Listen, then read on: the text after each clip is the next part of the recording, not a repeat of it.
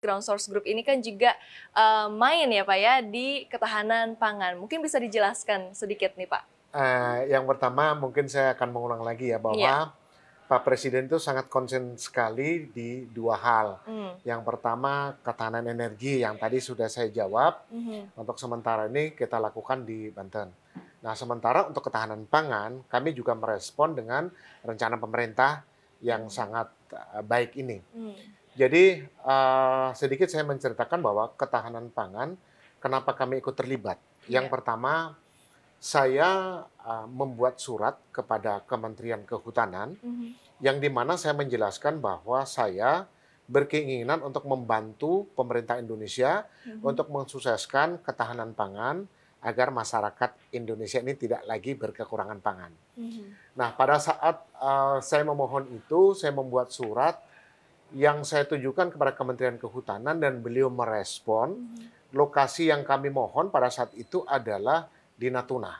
Dan bersyukurnya dari Kementerian Kehutanan memberikan tanggapan yang baik, memberikan lokasi di Pulau Natuna sebanyak 40.000 hektar.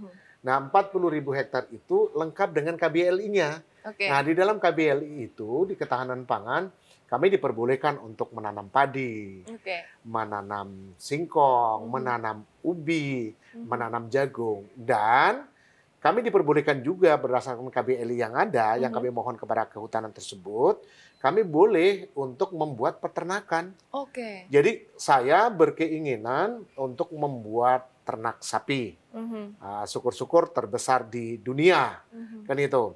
Termasuk juga kambing, ayam, juga komunitas yang lain untuk mendukung kesuksesan pangan di Indonesia.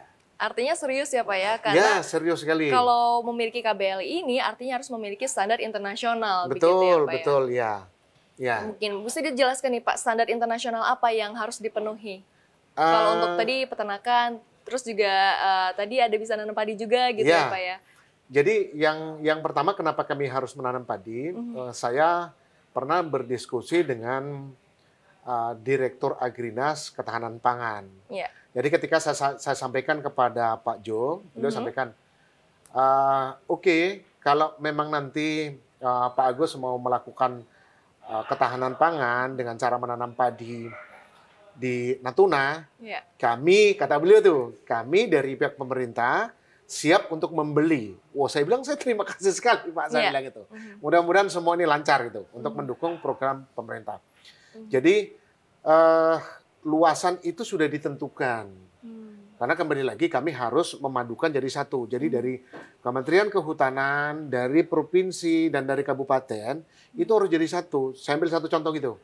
Ketika dari provinsi dan kabupaten mengatakan ini tempat untuk pemukiman, nggak mungkin saya bisa tanam jagung, tanam padi, tanam kedelai. Jadi kita semua sudah clear.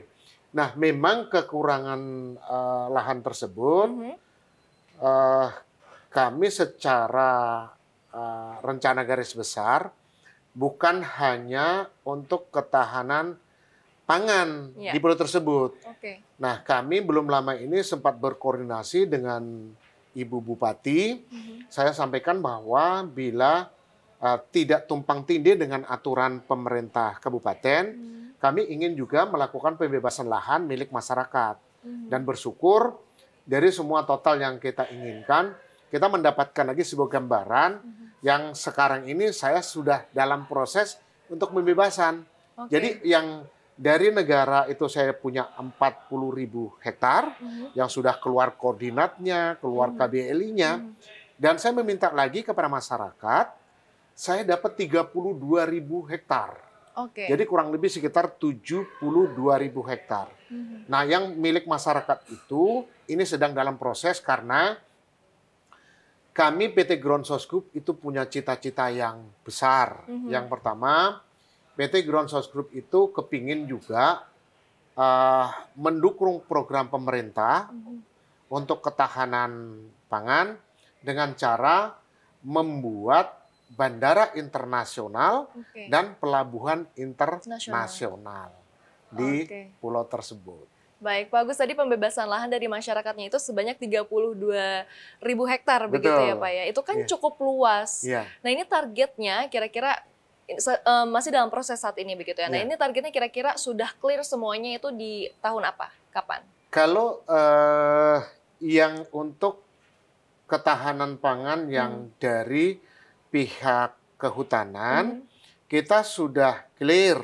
Tinggal kita melakukan pembayaran sesuai ketentuan yang berlaku.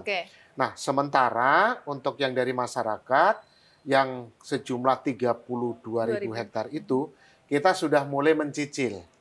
Ya, kita sudah mulai mencicil, kurang lebih kita sudah mendapatkan 10 hektar. Karena secara bertahap dan berkala seperti itu. Kita bicara terkait dengan ketahanan energi. Itu nampaknya banyak investor yang tertarik begitu ya, menunjukkan minatnya untuk ikut berinvestasi.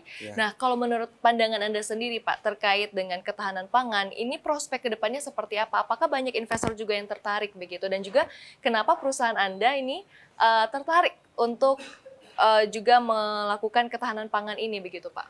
Ya, yang pertama di dalam proses ketahanan pangan ini mungkin saya sedikit ceritakan ya bahwa Pulau Natuna adalah pulau terdepan di negara Indonesia, ya kan, di mana hampir 60%-nya dari komunitas pangan yang ada di sana itu kita harus mendatangkan dari wilayah lain. Saya ambil satu contoh. Untuk mendapatkan daging yang segar, untuk mendapatkan telur, mereka itu harus mendatangkan kadang-kadang dari negara luar, kayak Singapura, kayak Malaysia, terus termasuk juga pulau yang terdekat seperti kayak di Kalimantan Barat. Nah, bagaimana apakah di Natuna nggak bisa dibikin itu? Bisa. Tapi yang menjadi masalah adalah proses untuk mencapai di posisi itu yang sangat sulit. Ya kan? Yang pertama, siapa mau lakukan investasi sebesar itu? Ya kan? Kalau masyarakat di situ atau mungkin pemerintah daerah itu juga belum mencukupi dari dana yang dibantu oleh pemerintah pusat seperti itu.